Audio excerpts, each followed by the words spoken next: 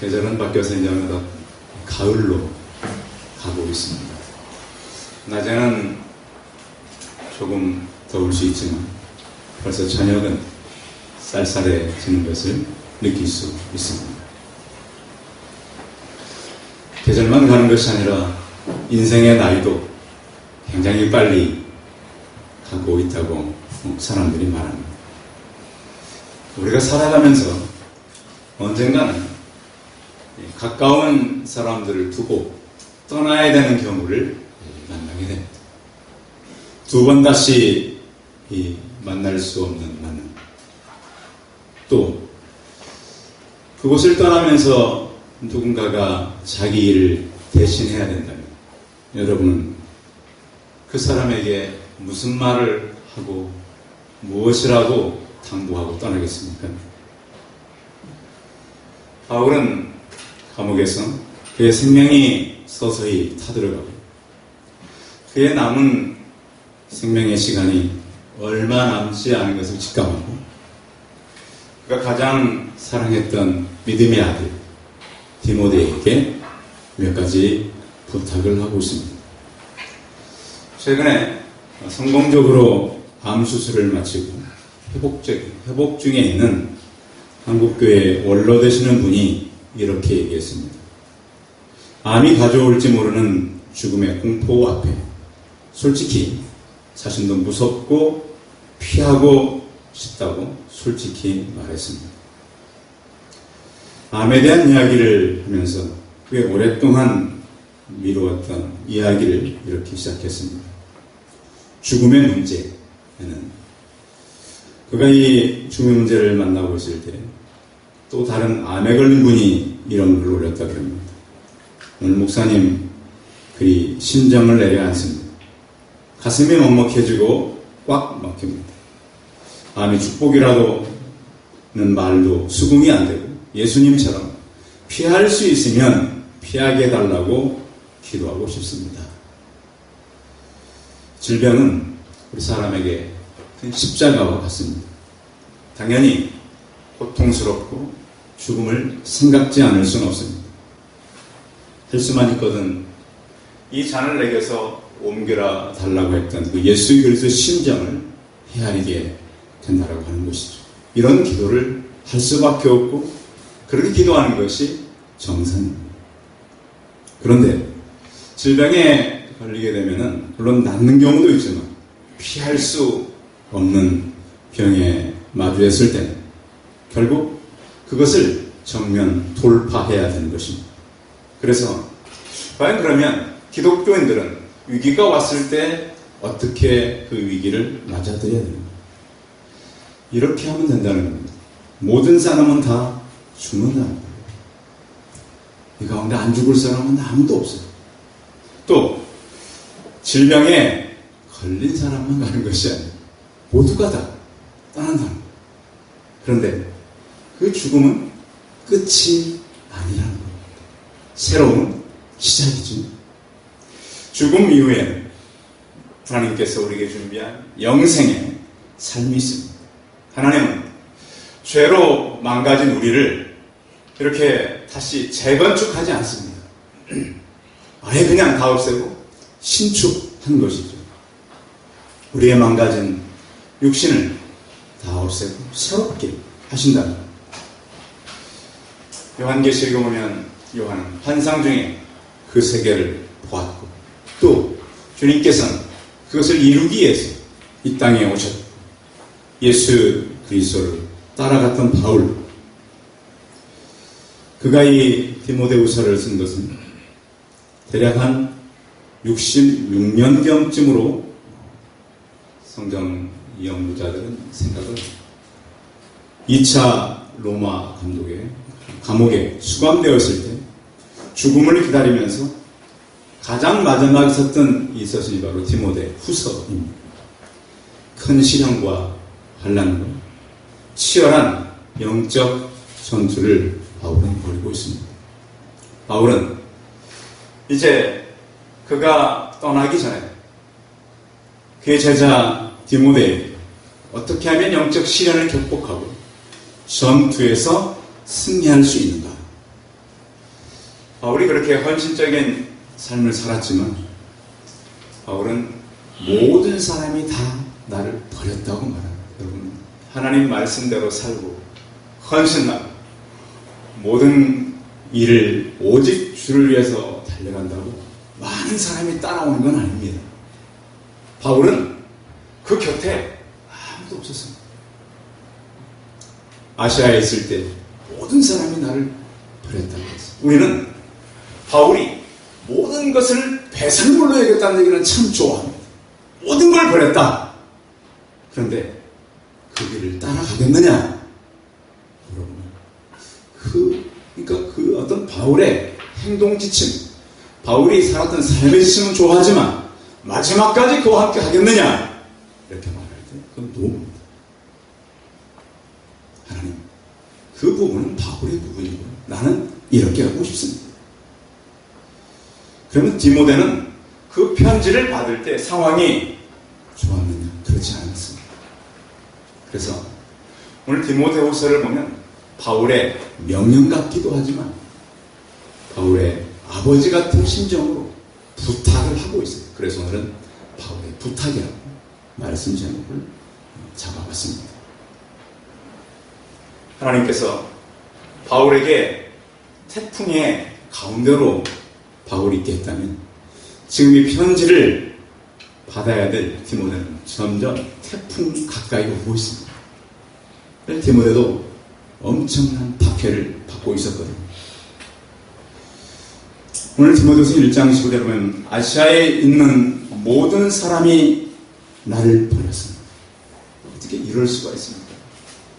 그 헌신의 사람, 주를 위해서 예수 그리스도의 흔적을 가졌던 사도 바울, 많은 사람을 치료하기도 했고 그가 갈 때 엄청난 하나님의 역사도 경험했고, 그런데 그 바울을 가까이 따라가는 사람은 거의 없었습니다.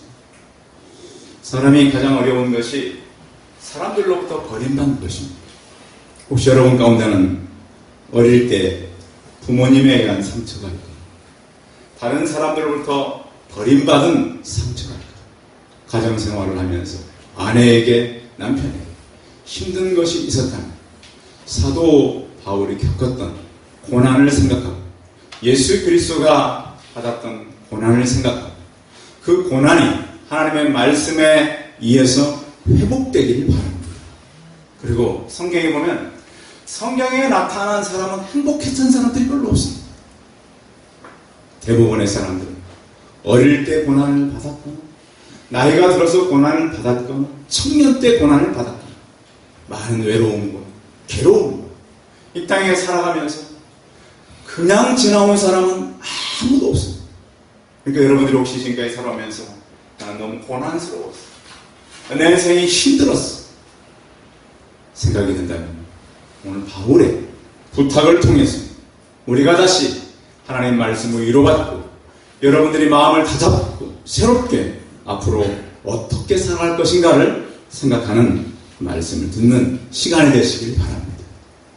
오늘 곧 있으면 엄청난 인생의 태풍을 만날 디모데를 향해서 바울은 이렇게 부탁하고 있습니다. 2장 1절 같이 읽고 2장 1절 시작. 내아 그러므로 너는 그리스도 예수 안에 은혜 가운데서 강하다. 자, 디모데를 뭐라고 부르죠? 아들이 맞나요? 네? 근데 우리가 믿음으로 살다 보면 이런 관계가 가능합니다. 어떻게 보면 육체적으로는 이 시대는 굉장히 어려운 시대예요. 육체적으로 부모와의 자녀, 또 형제들도 그래요. 물질이 사람들에게 들어온 이후부터는 형제들의 관계도 그렇게 힘들어요. 부모, 자녀의 관계도 참 힘들어요. 그런데 오직 말씀 안에서 주님께서 우리를 새로운 가족 관계를 만들어간다고 하는 것입니다. 혹시 여러분들이 다른 곳에서 마음이 힘들었고 또 상처를 받았다면 교회 안에서 부모님도 만나고 교회 안에서 좋은 형제 자매도 만나고 교회 안에서 좀 이렇게 서로 도움을 줄 수 있는 가족과 같은 영적 가족관계가 되기를 바랍니다. 바울은 지금 그 얘기를 하는 겁니다. 감옥에 있었지만 그가 아들처럼 생각했던 디모데가 있었다는 거예요. 그 디모데에게 너는 그리스도 예수 안에 있는 어디 가운데서 강하라고요? 은혜 가운데서 강해라. 그냥 강하라고 하지 않았어요. 우리는 요즘에 건강을 위해서 운동을 많이 하죠. 요즘에도 보면 이제 요즘에는 옷을 이렇게 많이 달라붙게 입잖아요. 그렇죠. 점점 패션이 이제 뭐 옷을 입은 건지 안 입은 건지 이렇게 다 달라붙게 하는 것이 이제 요즘. 그러니까 옷을 사보면 여러분 그 옛날에 그 옷을 맞춰 입을 때와 지금 보면 이 허리가 잘 이렇게 짧아요. 그렇죠. 그래서 아주 이 몸이 딱 드러나게 돼 있어요. 그래서 이렇게 딱 보면 이제 특히 이제 운동하는 사람들 보면 이렇게 아주 이렇게 근육이 밖으로 이렇게 다 드러나고 또 이제 그 요즘에 운동을 해가지고 몸매를 예쁘게 만드신 분들 보면 아주 이제 그런 자신감 있게 그런 옷을 입고 다닙니다. 그래서 사람들에게 자기 강함, 자기 강점을 많이 드러내고 살아가죠. 근데 은혜 가운데서 강하라고 바울은 말하고 그러면 무엇이 은혜인가? 어떤 것이 구체적으로 은혜인가를 세 가지 예를 들어서 바울이 설명하고 있어요. 그래서 그러면 그 은혜 가운데서 강하려면 이렇게 먼저 하라는 겁니다. 2절 한번 읽어봅니다. 2절 시작. 또 내가 많은 증인 앞에서 내게 들은 말을 충성된 사람들에게 부탁하라. 그들이 또 다른 사람들을 가르칠 수 있으리라. 아멘. 자, 은혜 속에서 강해야 되는데 어떤 사람들에게 부탁을 하라고요? 충성된 사람들에게 부탁을 하라고 하는 것입니다. 자, 예수 믿는 사람과 충성된 것은 거의 하나로 연결되어 있습니다. 우리는 하나님의 은혜를 받은 사람들로서요. 그 은혜는 값없이 주는 하나님의 선물을 우리가 누구나 받았습니다. 그래서 값없이 주는 은혜의 선물을 받은 사람들은 사람이 충성된 사람들로 가게 되어 있습니다. 왜 충성된 사람으로 가게 됐냐면 정체감과 소속감이 달라집니다. 하나님의 은혜를 알고 나니까 우리가 소속이 세상이 아니고 하나님 나라라는 것이죠. 이 땅이 아니라 천국, 하나님께서 만들어놓은 그 나라를 보게 됐다고 하는 것입니다. 그래서 우리는 충성된 사람들로서 하나님께서 우리에게 맡긴 일을 우리가 말씀으로 듣고 나가는 거예요. 그래서 이 디모데를 통해서 이제는 너 혼자만 하는 것이 아니라 충성된 사람들에게 복음의 일을 맡겨라 이렇게 부탁한 것이죠. 혼자 하는 것이 아니고 복음은 나누어서 같이 해가는 것입니다. 그래서 충성된 사람들은 이렇게 어떤 환경이 좋은 사람이 아니에요. 또 뭘 잘 갖춘 사람이 아니에요. 작은 것에 열심으로 하는 사람이에요. 맡은 일에 대해서 이런 거죠. 교회 안에서 여러분 각자에게 맡겨진 조그만 일들이 있어요, 없어요? 다 있어요. 조그만 일. 어느 교회에서 있던 일인데요. 어느 교회 목사님이 이제 교회 한 오후 5시쯤 갔더니 애들이 막 계단에서 막 뛰고 난리가 났어요. 그래서 왜 교회 와서 이렇게 뛰고 있냐. 애들이 막 그러는 거예요. 선생님, 아니 목사님, 선생님이요 3시에 만나자 그랬는데 지금까지도 안 왔어요. 5시가 될 때까지 선생님이 안 나타나. 그리고 선생님 어떻게 한 거예요? 잊어버린 거. 애들아 토요일 날 3시에 교회에서 만나자 해놓고 자기는 잊어버려. 물론 그럴 수는 있다고 봐요. 근데 이런 일이 생기면 되겠어요? 안 되겠어요? 안 돼. 그러니까 작은 일에 대해서. 그러니까 하나님께서 우리에게 맡기는 큰 일 아니에요. 작은 일. 그런 것에 우리가 충성할 수 있어야 돼요. 맡은 자들에게 구할 것은 성경에 충성이라고 말씀합니다. 그래서 교회는 다 적은 일이 있어요. 그것에 대해서 우리가 충성스럽게 감당할 수 있어요. 충성된 사람은 그 일이 맡겨지면 사람이 그 일을 계속 잘 감당해요. 그런데 어떤 사람들은 맡기기만 하면 일이 다 없어져 버리는 사람들도 있어요. 근데 우리는 청지기들이 하나님께서 이 일을 맡겼지.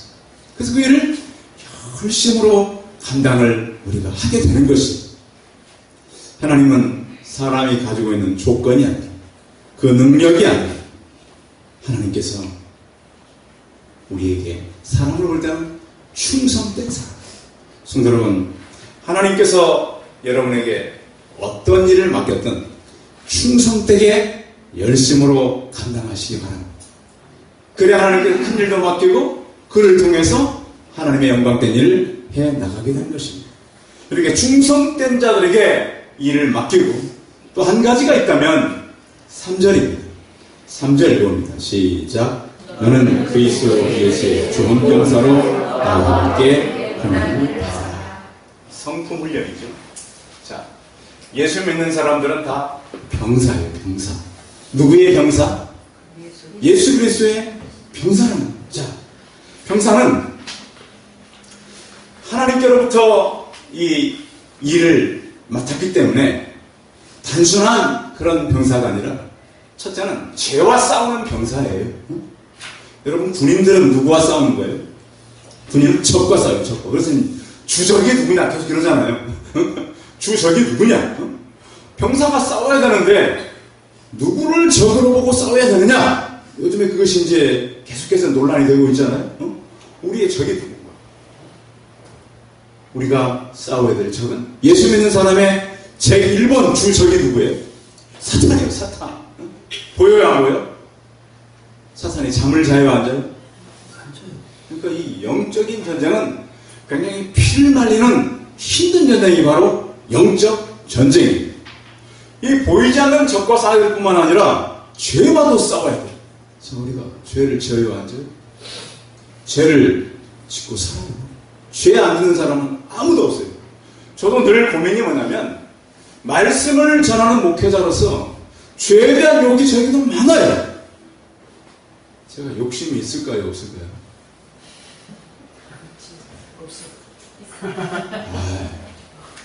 제가 어젯밤에 저희한테 인형이 너무 많다. 그랬더니 아빠는 그럼 그래서 식물 키우지 마! 알고 보니까 계단 밖에 계단 이쪽 있는 거예요.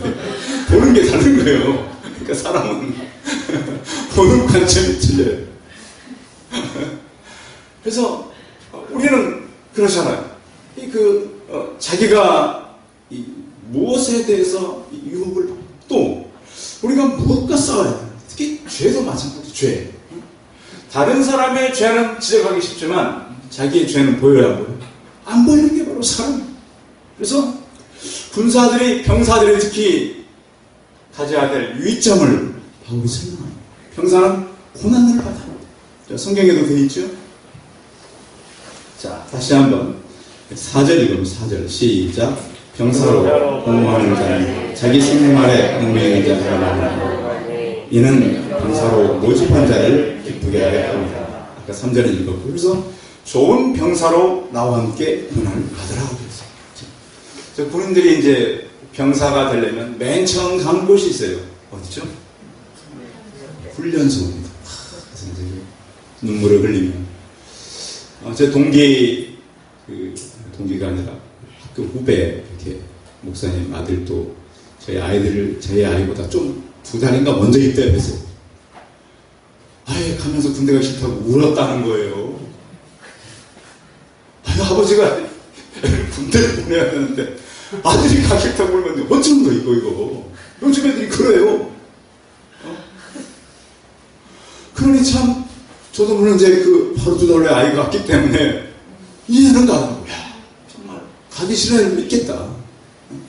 근데 가게 되면 그곳에서 뭘 받아요? 훈련을 받죠. 몇 주 받죠? 안 보내봐서 모르시죠? 되게 이제 4주, 5주, 6주 다 틀려요. 해군, 육군, 공군 있으니까 4주, 5주, 6주. 장교들은 보니까 10주, 11주, 12주. 장교를 또 오래 받아야 돼요. 또 장교마다 틀려요.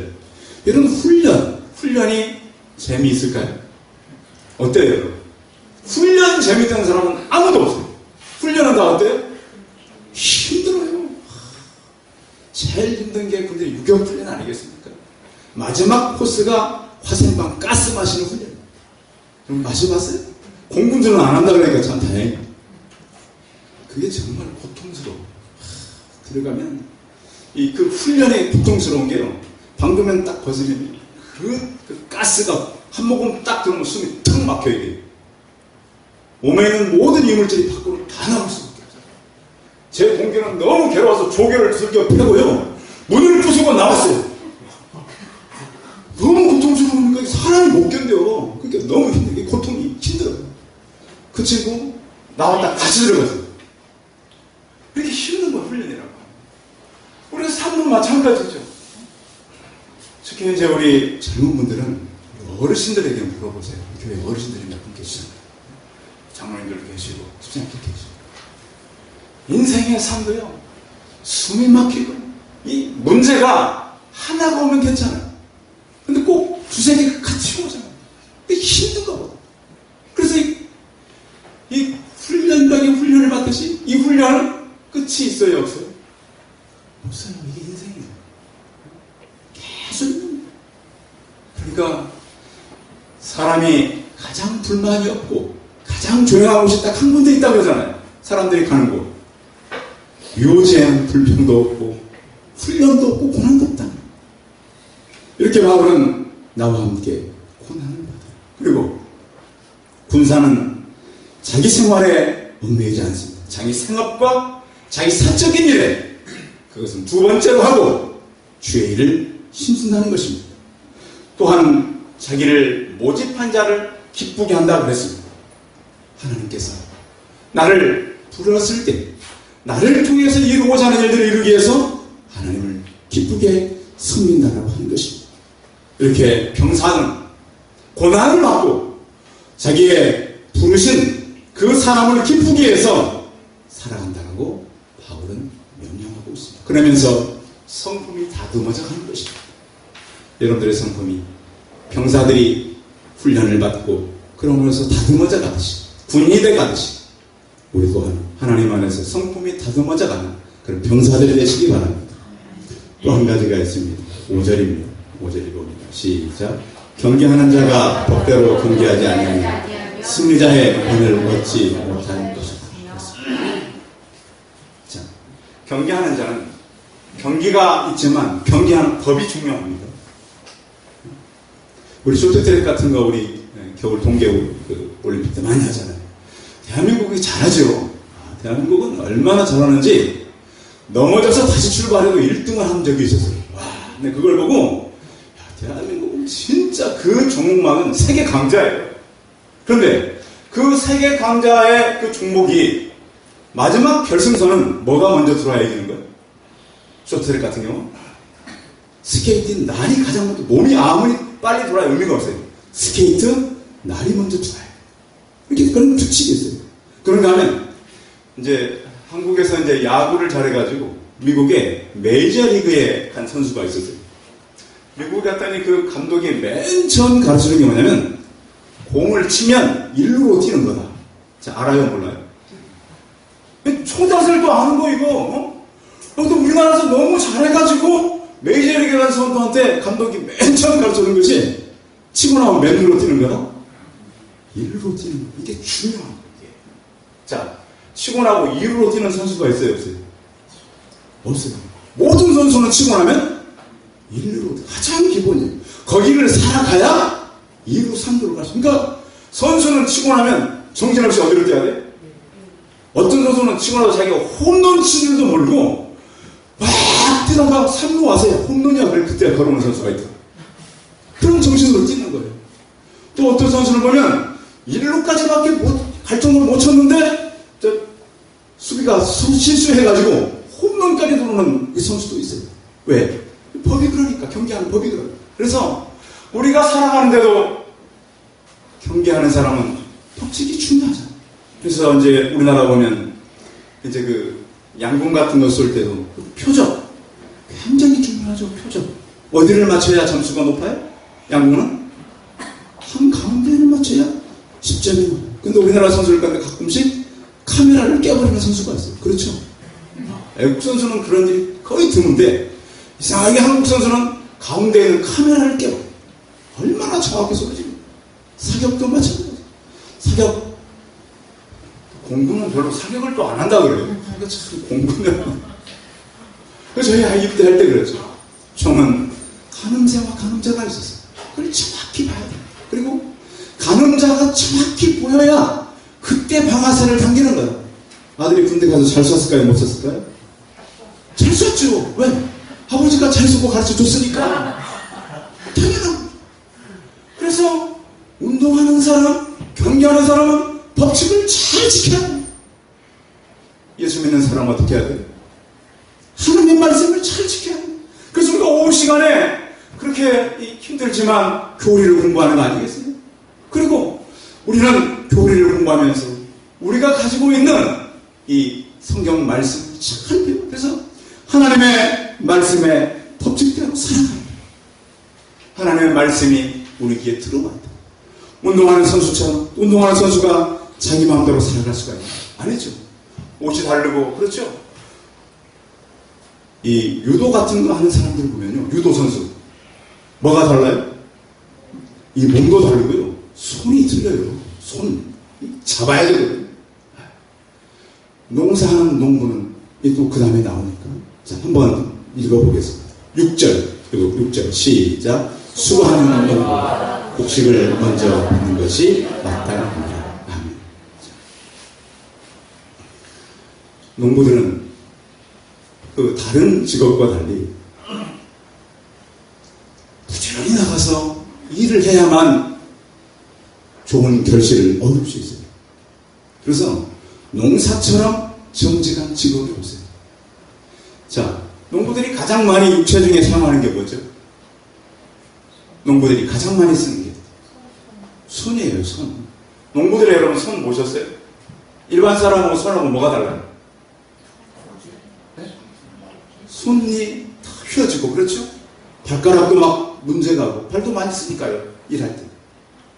어제 제가 교회 나무 하나 죽어서 뽑아서 처리를 했죠.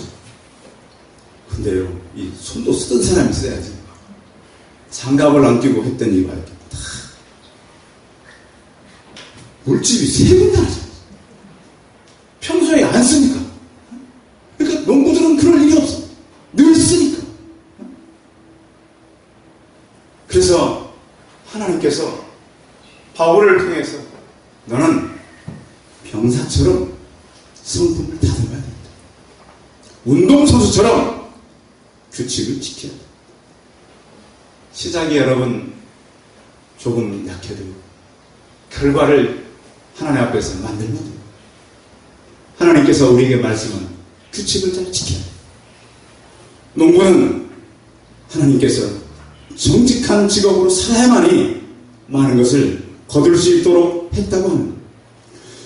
디모데 4장 8절에 보면 바울은 이렇게 부탁합니다.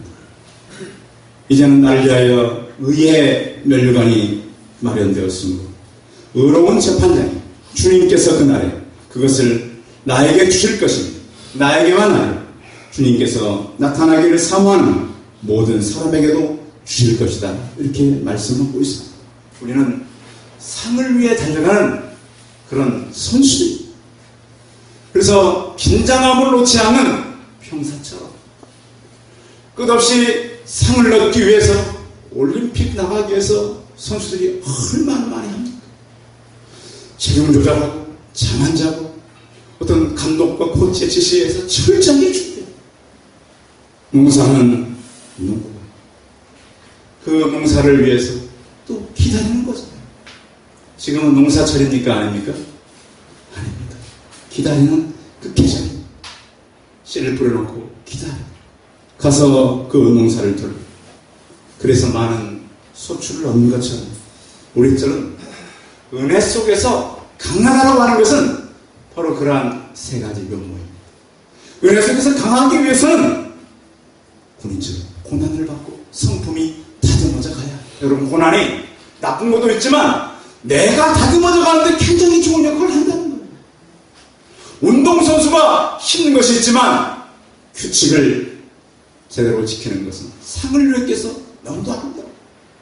농부가 힘들지만 기다리고 인내할 때 많은 소출을 얻는다. 그것처럼 우리가 예수 그리스도 안에 있으면서 오늘 바울이 부탁하고 있는 은혜 속에서 강해지기 위해서 이러한 믿음을 가지고 살아가는 저와 우리 성도들이 다 되시기 바랍니다. 기도하겠습니다. 살아계신 주님, 하나님께서 우리에게 은혜 속에서 강하라고 말씀하셨습니다. 하나님, 우리가 사는 시대는 사람들이 절제하지 못하는 시대에 우리를 보내었습니다. 주 하나님 아버지, 은혜 속에 강하기 위해서 그 고난을 이기고 우리 어떤 힘든 훈련을 이길 뿐만 아니라 하나님께서 말씀한 말씀의 규칙을 지켜야 해요. 또한 수고하고 기다림으로 많은 열매를 거두는 농부처럼 살아야 합니다. 주 하나님, 이 말씀 앞에 우리를 비춰보게 하여 주옵시고 이 가을이 오는 이 계절에 우리가 하나님의 은혜 안에서 강한 믿음의 사람으로 쓰게 하여 주옵시고 이 바울의 부탁이 우리의 삶에 녹아져서 많은 결실을 맺게 하여 주옵소서. 주 예수 그리스도의 이름으로 기도하였습니다.